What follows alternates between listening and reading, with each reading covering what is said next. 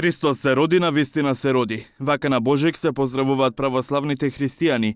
Традицијата вели на овој ден се посетуваат храмовите за да се поклонат на новородениот Спасител Исус Христос.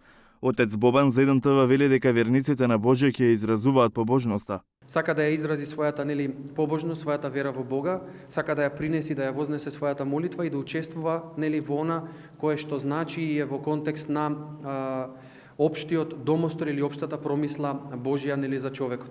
Така денеска верувам дека сите храмови, како што и овој храм беше, се преисполнети со луѓе кои што ќе дојдат да му се поклонат на новородениот Спасител и послушувајќи ја ангелската песна која што звучеше слава на Бога во висините, на земјата мир меѓу луѓето добра волја, така да почнат да постапуваат во својот живот и во своето секојдневие.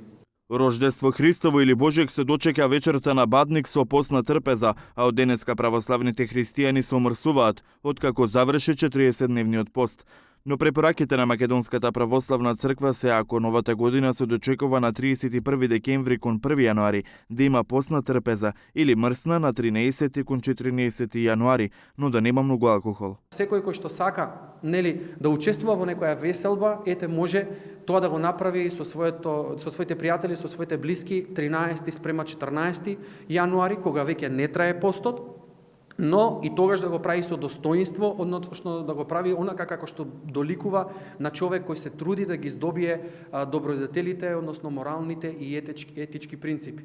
Затоа апелирам до граѓаните и да ако постат веќе и ако планираат да учествуваат, ние никого не можеме да го спречиме, тогаш тоа да го прават на еден достоинствен начин и во едно воздржание на 1 јануари, но доколку можат, таа заедничка веселба да си ја преместат на 13 кон 14 јануари.